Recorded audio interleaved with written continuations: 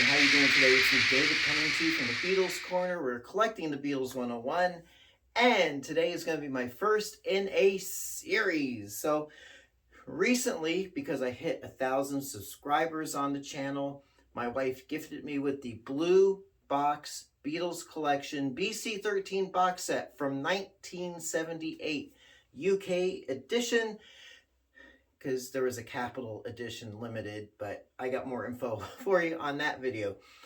So I know I mentioned this in that video. I think I did, but I've been getting requests, in case it was missed, that we compare, or I compare, the albums in that box set to the 2012 vinyl digitally remastered presses.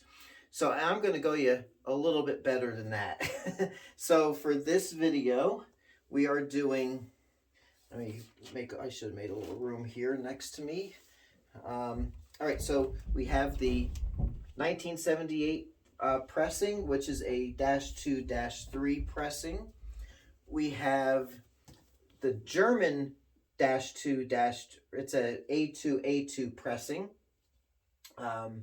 So of that, Please Please Me.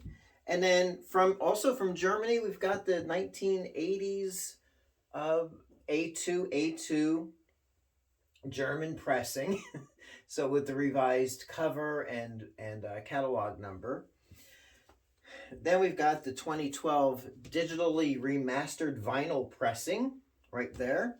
And for good measure, I threw in this Japanese pressing. This was originally in 1966, but this is a 1970s pressing, I believe, on the Apple label. So, and I'm throwing this in even though the album, the song order is different than what was on the British release.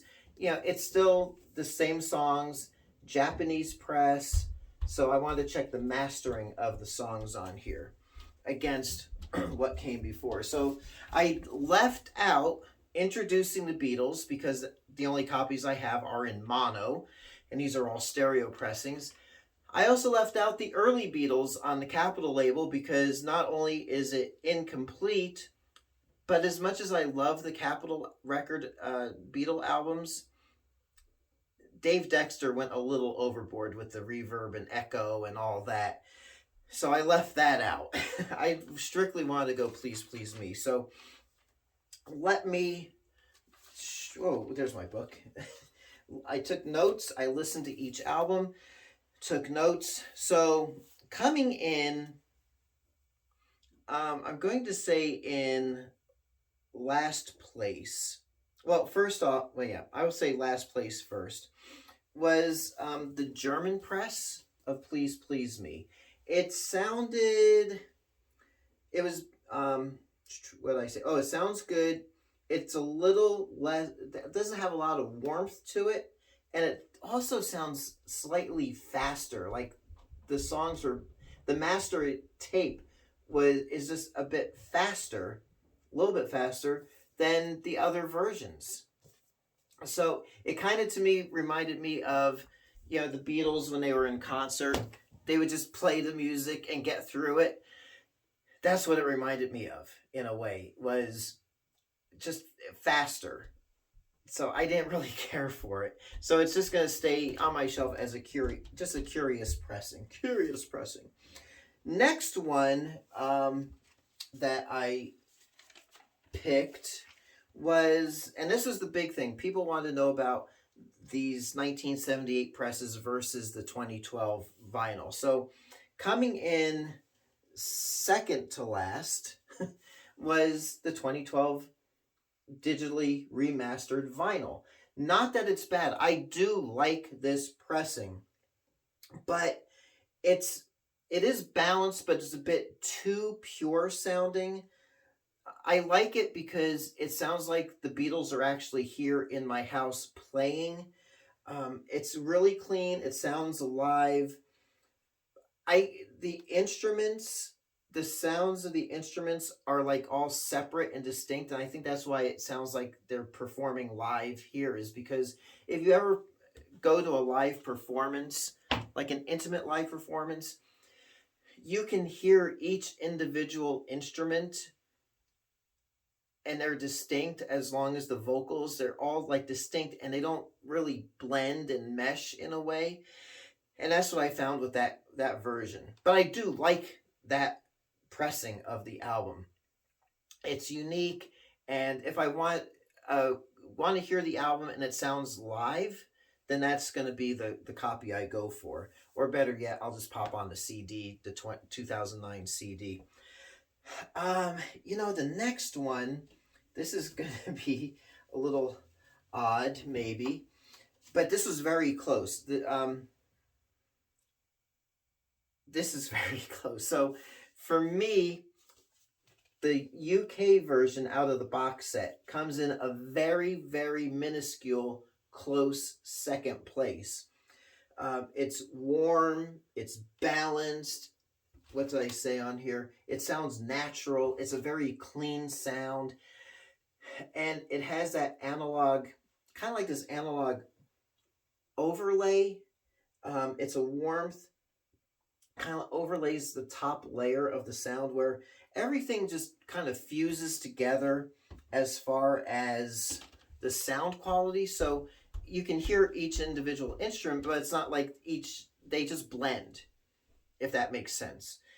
Very, very, like I said, very, very, very close second place. And I say second place, even though there's 5 albums, but these two German presses are exactly the same master. They're the same matrix. They're both the A2, A2. Yeah, A2, A2. It's very close to the UK version. Just a smidge more warmth. It's more open sounding.